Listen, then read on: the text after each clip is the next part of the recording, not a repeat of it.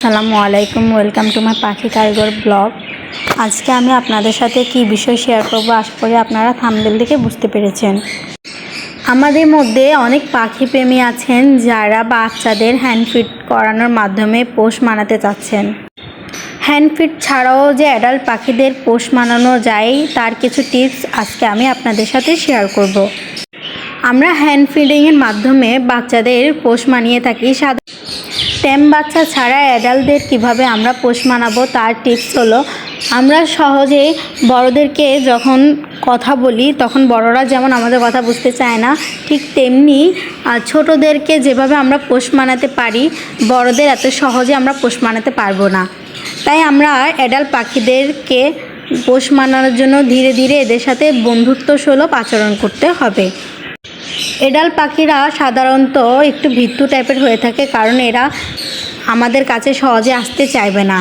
তাই আমাদের ধীরে ধীরে এদের সামনে যেতে হবে, এদের একটা নাম দিতে হবে, নির্ধারিত নাম অনুযায়ী এদেরকে প্রতিনিয়ত ডাকতে হবে। যদি আমরা প্রতিনিয়ত ওদেরকে ডাকি, এদের কাছে খাবার নিয়ে যাই, এদেরকে খাবার দিই, এদের সামনে গিয়ে বারবার এদেরকে ডাকি, তাহলে এরা মনে করবে যে আমরা এদেরকেই ডাকছি।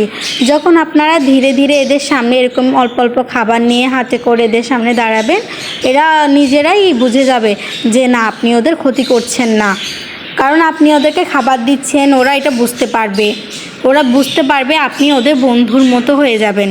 এরা আপনাদের কাছে আসার চেষ্টা করবে, যেমনটি আমার পাখিগুলোও করেছে। আমিও প্রথমে অনেক ভয় পেয়েছিলাম, যদি আমি খাঁচার দরজা খুলে দিই ওরা যদি পালিয়ে যায়, কিন্তু এরা তা করেনি। প্রথমে ভয় পেলেও ধীরে ধীরে যখন 2-3 দিন কেটে গেল, ওরা আমার হাতে আসতে শুরু করে, আমার হাতে খাবার খায়। একটা পর্যায়ে গিয়ে এদের ভয় এমনভাবে কেটে যায় যে আমি যখন খাঁচার দরজা খুলে দিই ওরা আর বের হয়নি। আপনারা হয়তো খেয়াল করবেন, একটি পাখি একদম দরজায় চলে আসছিল, আমি তখন অনেক ভয় পেয়েছিলাম যদি এটা বেরিয়ে যায়, কিন্তু না, পাখিটা তা করেনি। সে এখানে এসে আবার উড়ে চলে গেল আমার হাতে, এবং এমন পর্যায়ে ওর ভয় কেটে গেল যে এখন ও সম্পূর্ণভাবে আমার হাতের উপর উঠে খাবার খাচ্ছে। আমি আজকে আপনাদেরকে যে 3টি টিপস দিব, সেই অনুযায়ী যদি আপনারাও করতে পারেন, আপনাদের পাখিরাও আপনাদের হাতে এসে এভাবে খাবার খাবে, আর খাঁচা খুলে রাখলেও আপনাদের থেকে যাবে না। টিপস নাম্বার 1, আপনারা প্রতিনিয়ত ওদেরকে একটু একটু খাবার নিয়ে হাতে করে ওদের সামনে গিয়ে ডাকবেন। 2 নম্বরে, ওদের কাছে যে কোনো খাবার নিয়ে ওদেরকে একটা নির্দিষ্ট নাম ধরে ডাকবেন, যেন ওরা বুঝতে পারে আপনারা ওকেই ডাকছেন।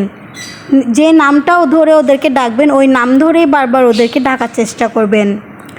যে খাবারগুলো নেবেন ওই খাবার নিয়ে ওদের মুখের সামনে ধরে রাখবেন, এবং ধীরে ধীরে যখন দেখবেন এরা আপনার দিকে তাকাচ্ছে, আপনার দিক কথা বোঝার চেষ্টা করছে, তখন বুঝতে পারবেন যে না, ওদের ভয় ধীরে ধীরে কাটতে শুরু করেছে। ওদের সামনে যে খাবারগুলো নিয়ে দাঁড়াবেন ওই খাবারগুলো ওদের মুখের সামনে নিয়ে রাখবেন। প্রথমে একটু ভয় পেলেও ধীরে ধীরে তা কেটে যাবে। দেখুন, আমার হাতে যখন ও খাবার খাচ্ছিল তখনও কিন্তু একটু ভয় পেয়েছিল, কিন্তু লাস্ট পর্যায়ে এসে ও আমার হাতে খাবার খেয়েছে। যখন বারবার আপনারা একই কাজ করতে থাকবেন, একটা আপনাদের ট্যাম হয়ে যাবে। যদি ট্যাম করতে চান তাহলে আপনারা এই টিপসগুলো ফলো করবেন নিয়মিত, প্রতিনিয়ত একটু একটু সময় ওদেরকে দিবেন, তাহলে ওরা আপনাদের পোষ মেনে যাবে। আর তার জন্য এই টিপসগুলো ফলো করলেই হবে।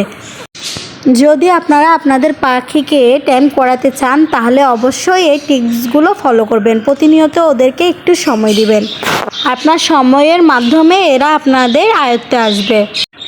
ট্যাম বাচ্চা ছাড়াও যে অ্যাডাল্টদের আপনারা পোষ মানাতে পারেন, এই ভিডিওটা শুধুমাত্র সেজন্যই করা।